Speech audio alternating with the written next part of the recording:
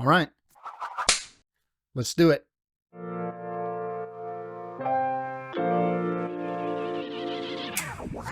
What is going on, guys? Welcome to The Reformed Reader, the channel where we review different forms of media through the lens of a Christian who is under the authority of the scriptures. My name is Josh, and today we are going to be doing a book review of Empire of Silence by Christopher Ruocchio. Now, before we jump into the review, let's go over what is this book about. Hadrian Marlowe, a man revered as a hero and despised as a murderer, chronicles his tale in the galaxy-spanning debut of the Sun Eater series, merging the best of space opera and epic fantasy. It was not his war. On the wrong planet at the right time for the best reasons, Hadrian Marlowe started down a path that could only end in fire. The galaxy remembers him as a hero, the man who burned every last alien sea elson from the sky. They remember him as a monster, the devil who destroyed a sun, casually annihilating 4 billion human lives, even the emperor himself, against imperial orders. But Hadrian was not a hero. He was not a monster. He was not even a soldier. Fleeing his father and a future as a torturer, Hadrian finds himself stranded on a strange backwater world. Forced to fight as a gladiator and into the intrigues of a foreign planetary court, he will find himself fighting a war he did not start for an empire he does not love against an enemy he will never understand.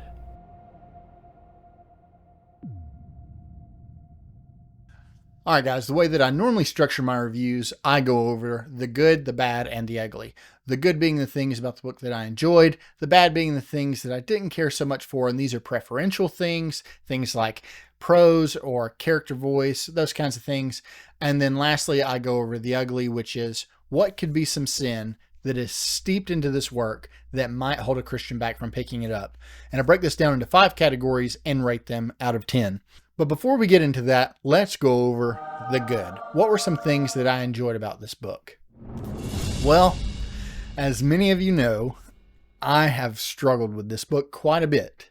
There is a lot here to enjoy, mainly the character. Again, most of you know, I tend to be a character-first reader. I don't think I'm as much a character-first reader as others, but I do kind of need to love your characters, especially the protagonist. But Hadrian Marlowe is extremely layered and complex. He's not this one-dimensional hero that comes in and saves the world or saves the galaxy. He's not the farm boy to hero. He's actually the inverse. He starts out as royalty and then is left destitute and then must work his way back up to being someone of notoriety. And so that's kind of what this book entails. If you're looking for an overall synopsis, that's kind of what it is. You're looking at somebody that goes from the highest of highs to the lowest of lows and back to somebody of notoriety. Spoiler alert. But that is the story that we're looking at here, because this is book 1 in a pretty vast series. Now, a lot of you have already read this series, and so I'm not going to be telling you anything new. Y'all may just be here for my opinions. But for those of you who have not read this book and maybe you're on the fence, or maybe you saw my Goodreads posts or my Instagram posts or how I've struggled with this book and you're wondering, what is this going to be like for me? Then let me encourage you that there is a lot here to love, because yes, the characters are good. The world building is fantastic. It is immense. It is a bit mesmerizing and can be quite bleak at times. One thing that I enjoy about sci-fi, and one of the main things I enjoy about sci-fi actually, is that we're not confined to one area. For those of you that watched my review of Dune, that was part of my issue, is while I liked the planet Arrakis, I didn't love it. And so because I didn't love it and we were stuck in this one setting, and not just one setting, but it was just desert, obviously, so the desert planet, but it tended to get a bit stale. This does not. So you start in one place, you end in a different, but even in the other world that we spend the majority of our time in this book, the terrain can vary quite a bit. And not just the terrain, but the culture and the species and those types of things. And so I thought Christopher Ruocchio did a phenomenal job of diversifying his setting. Now, the pacing in this book, I know some people have some gripes about it. I don't. I actually like a pretty slow burn. I don't necessarily prefer it, but I wouldn't say that I prefer the other one over the other. I would just say I thought the pacing was really good, especially for what he's trying to do. And that's what is important here is he's trying to tell a vast story. And so it's going to take some time, and he's going to have to take some time to get us invested in his protagonist, which obviously is Hadrian. So I will say the setting, the characters, the pacing, fantastic. But the plot overall is really what hooked me over everything else. Learning about the Cielsen, I'm only using that pronunciation because that's the way it was in the audiobook, because I had to double check. The Cielsen characters, our antagonists, are really intriguing. Those characters and how Hadrian fit into that did not seem to make sense for about the first half of this book. And not in a negative way, but it was intriguing for me to go, okay, how is he going to fit into this here? You can see little sprinklings of some things, a couple of little foreshadowing instances, but for the most part, you're kind of left wondering, okay, what part is he going to play in this story? And you find out in a big way. So I know a lot of people were complaining, maybe not complaining, but they had a few gripes about the pacing. They said, the first quarter was really good, and then like the middle half was fine, and then the last quarter was excellent. And I kind of agree, and I also disagree. I agree that there were parts that tended to slow down, but for me, that was actually the beginning. The beginning seemed to be quite slow for me personally.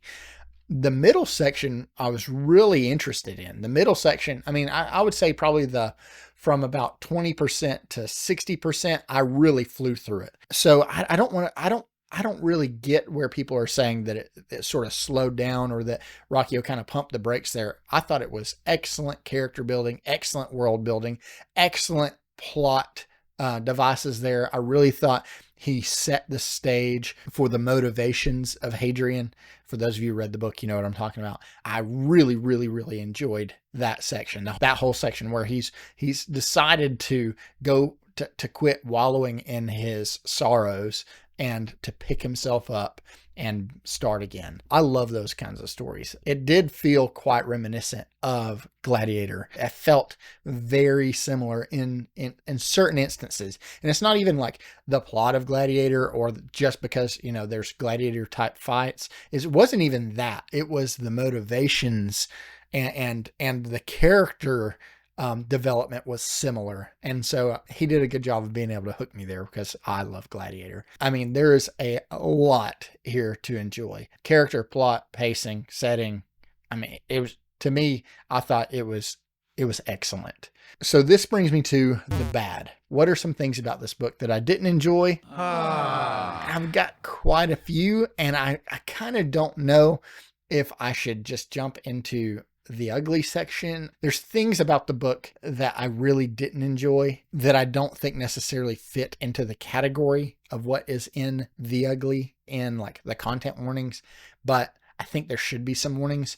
So as far as preferential things, I would say there's not really much. I thought the side characters seemed to be quite diminished. Normally a story like this, especially a book one, you have your author tends to really be kind of building up your side characters along with your protagonist. And that didn't really seem to be the case here.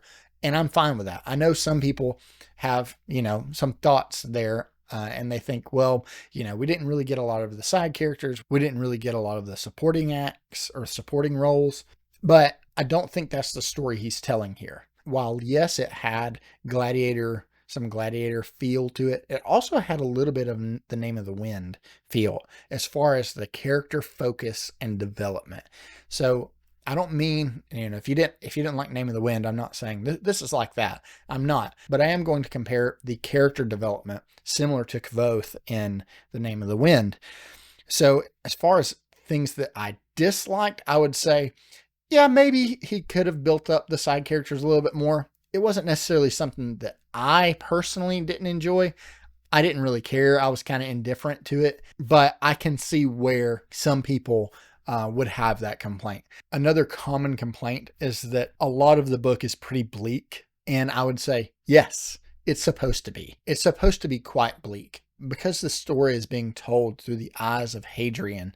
To me, that is what really hooks me as a character that I love and is memorable to me. One that really sticks with me is one that I can empathize with in so many ways. And I think it really shows when Ruocchio is riding through the first person and we're getting to experience some of the emotions, and our character Hadrian is trying to use metaphors to compare his feelings to some of these horrible things that are taking place in his life. And he even describes that it's non-comparable, that some of the pain is indescribable. For those of us that have went through some difficult things, I think we can sympathize there. And so as far as the bad goes, I didn't really see a lot in here that I didn't like preferentially. I thought that there were a couple of descriptions I would have liked to see expounded on some. For instance, without going into spoilers, the tower that is being excavated. I wish there would have been a little bit more explanation there, but I think the mystery of this place played a big part of it. So maybe he didn't want to go into extreme detail because obviously those types of things are going to be occurring in later books. I understand that, but it did muddy things up just a little bit for me. But again, these are like nitpicks, but this does bring me to the ugly, which is what could be some sin that is steeped into this work that might hold a Christian back from picking it up. Starting with the first category, which is violence and brutality. Now, violence and brutality, I gave this a 7.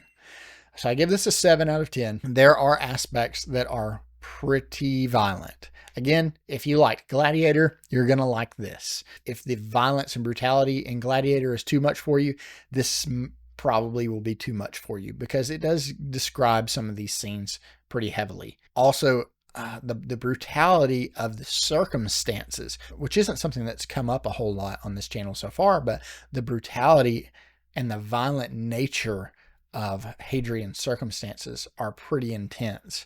So it's definitely violent and it's definitely brutal, but it's a man that, especially a young man, full of hope and spark, that is being beaten down by the world around him, by the depravity around him, trying to find hope in these hopeless situations.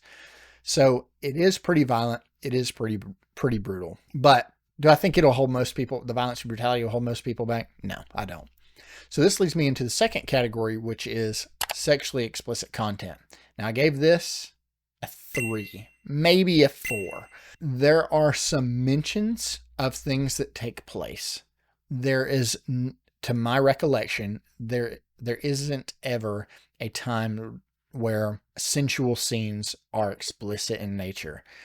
However, there are times where situations, circumstances, or other instances are explained in a little bit more detail than I would feel comfortable reading aloud to my children.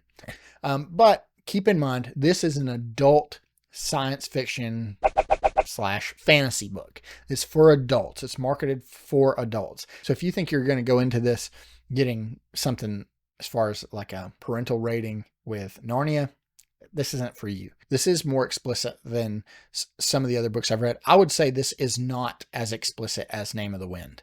If that helps, if that's any kind of gauge to you. So there were instances, or there were mentions of things, but nothing ever really explicit in nature. So this leads me into category 3, which is language. Now language, I'm going to give a 6. Again, there's some language here. It is at times severe, but for the most part is very tame. You're dealing with royalty.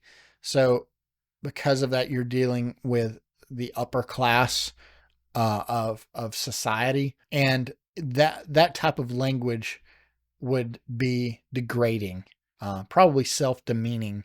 So I think they tend to avoid it, as it would with, royalty today. I think any type of filth word that is used, any type of gratuitous expletives or harsh profanity is, I think it tends to be pretty tame for the most part. So in this book, I don't think there's a lot. There are some instances where the language is very explicit. I don't think there's a rant and rave, but there are uses of them.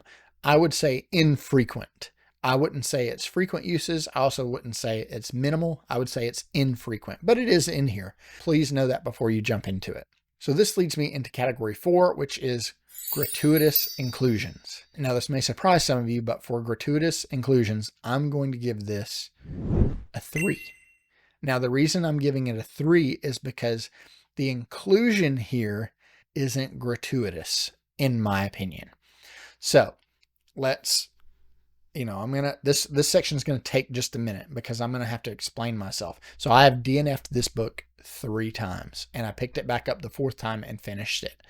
So for each time that I DNF'd the book, it was over same-sex relationships mentioned in the book. The reason why I kept picking it back up is because after sitting with it a while, after thinking and genuinely praying about whether or not it would be wrong for me to jump back into this or to be entertained by this, and after seeking counsel with some close friends of mine, I came to the realization that these relationships that are in here are not gratuitous in nature.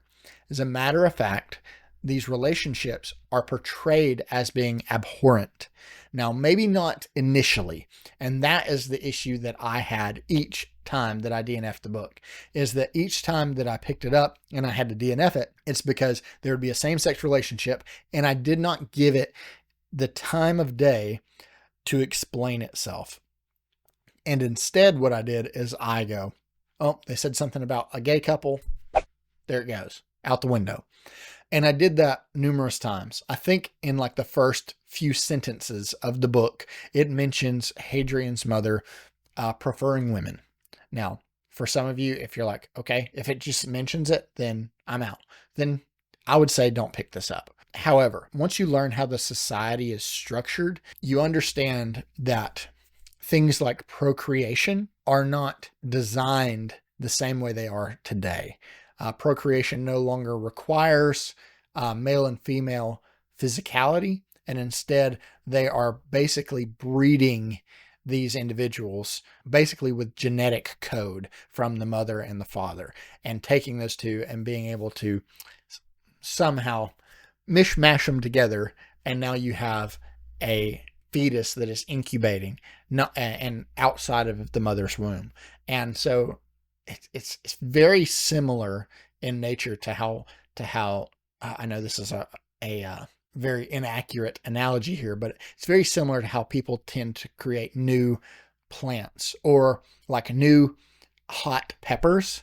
I know that seems like a weird comparison here, but what they tend to do is they take the seeds of 2 different peppers and they're able to genetically modify them to create a new pepper. Is how we got the Carolina Reaper.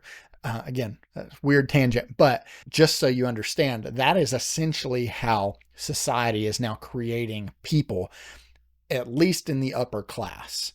So the highest class of people, royalty, that's what these people are doing. And so the physicality of intimate relationships is for recreation only. I guess that's the best way that I can describe that. So when you understand that, and a few other aspects, then the description of Hadrian's mother makes sense. And it doesn't just make sense, but again, this is supposed to be a world or a universe of hedonism. And this is a story of someone that is trying to change the structure of society away from hedonism and one into hope and righteousness. So with that being said, there are a couple of other mentions. The final straw for me at one point was the planet that Hadrian ends up on and that we spend the majority of the book on is ran by a count and a lord, both men. And so I had a real problem with that. Again, until it explained that the relationship is an unnatural one and the problems that that can cause. Now, again, this is my opinion. If that's too much for you guys and you're like, no, I'm uncomfortable with that, then yeah, maybe bow out. But I will say that after taking time, thinking about it, talking to a few friends of mine, and not just people on YouTube, but some like real personal face to face close friends, people within my church, and I'm talking about it. They weren't like, yeah, you should definitely read that. Most everybody was like, look, it's just a book. You don't have to read it. And my response is usually, I agree, but they said there's a lot here and that it's not what I'm making it out to be. And so a lot of them said, yeah, you don't have to read it. It's just a book, man. It's just a fantasy book or sci-fi book. It's not that big of a deal. And it isn't. I want to make that very clear. But at the same time, most of them were very much, if the men that you have confidence in are telling you that that's not what this is made out to be, then maybe listen to their counsel. So I went sort of from there, and I essentially told a few people that, okay, I'm gonna try to power through just a little bit, and not power through convictionally. I want people to understand that I was not going against my own personal convictions. I was listening to my personal convictions, and I realized that I didn't really feel convicted about continuing the story in comparison to something like The Emperor's Blades by Brian Staveley. That was just gratuitous same-sex stuff, and it was very much like victimhood and all this kind of stuff. It's not what this book is at all. This book is not that. This book actually is about hope and righteousness in spite of depravity. And so that's what Christopher Ruocchio is getting across to us, the reader. But you do have to give him a little time to get there, is to explain this is a universe of utter depravity. And our main character realizes this. He wants no part of it and wants to tear down this societal structure. At least that's what it seemed like. I've only read book 1. So you guys may have read like book 3 or 4 or 5 and been like, yeah, you're super wrong about that. But as of the time of filming this, it seems like he is not just trying to build himself back up to the top tier of society. It seems like he's trying to change what society is. And if that's the case, I'm really looking forward to it. So for Gratuitous Inclusions, I would say a 3, maybe a 4, depending on your own personal convictions. But for somebody that's like, I want no same-sex anything in any of my books whatsoever, period, this is going to be like a 9. There's nothing explicit in nature. It just says things like his mother prefers the company of ladies, or his brother mentioned, are you looking for companionship with a guy or a girl or what? And then there was another mention of the lordship of this planet and his husband, who is a count or a baron or whatever. So if those things you're like, nope, I'm out, completely understand. That's perfectly fine. If that's the case, don't go here. You can read something else. But if you can read a story where that is being portrayed as depraved, then I think if you hang with it, it'll be worth it. And so this leads me into the final category, which is dark themes. And on dark themes, I gave like a 5. It's kind of a flat 5. And again, I kind of touched on this before, where I was talking about the circumstances and how bleak the circumstances are surrounding Hadrian. Some of the things that he has to deal with, that he has to go through, some of the pain and suffering, true suffering in numerous ways. A lot of the trauma, he's having to deal with quite a bit of trauma in this book, and you kind of go through it with him. So if that's not for you, I would say maybe pump the brakes, maybe read a synopsis, maybe get some more opinions from other people on YouTube, or maybe a friend of yours that's actually read the book.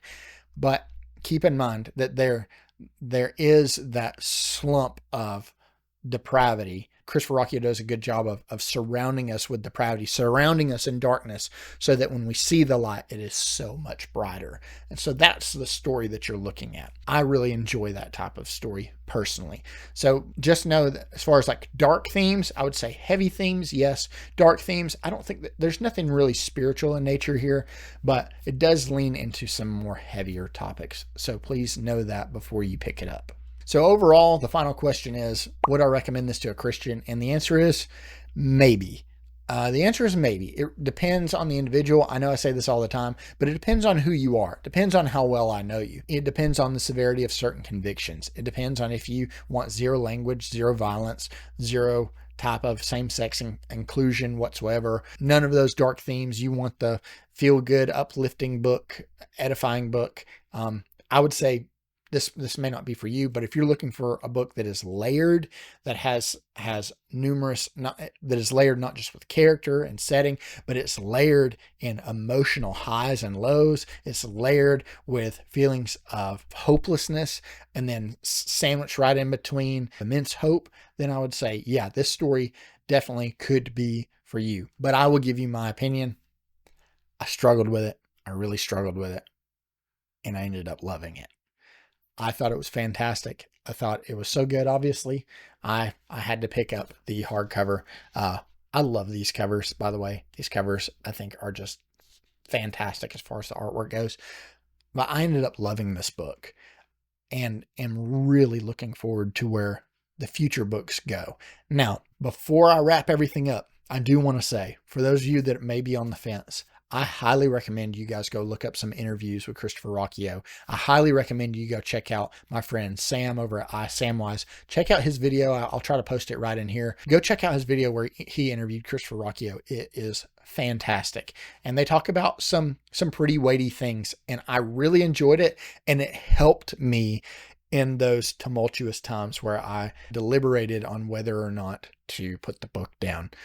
Understanding Christopher Ruocchio's, not only his character, his merit, but then his conversion is exceptional. And so because of that, I think that I can, with confidence, recommend this book to another Christian. But I will say it's going to take a particular individual. I don't think everybody's going to like this, but I think that for those of you that you like these types of books, if you like Assassin's Apprentice, if you liked parts of Name of the Wind, if you like, I mean, I'm a little biased because I'm reading Count of Monte Cristo right now, but there's even some of those Count of Monte Cristo layers. If you like Gladiator, if you like those kinds of things, I really think you're going to enjoy this book. So overall, guys, I love the book, and I'm looking forward to picking up book 2 very soon, at least as soon as I finish Count of Monte Cristo, which I have no idea when I'm going to finish that, but I plan on jumping into book 2 very soon and continuing on with the series because it's really good. It's really, really good. So thank you guys so much for coming and hanging out with me. Thank you for bearing with me during this time of sitting here trying to figure out whether or not I'm going to finish this book or not. I just want to say I appreciate you guys. Thank you for watching and supporting these videos. Guys, leave me a comment down below if you have any questions. I'm happy to answer them about this book. I'm happy to go into a dialogue. I'm happy to explain anything in detail if you would like. Feel free to drop me a comment down below. My email is down below. Feel free to leave me an email, and I'll get back to you as soon as possible. Thank you guys so much for watching, and I'll see you on the next one.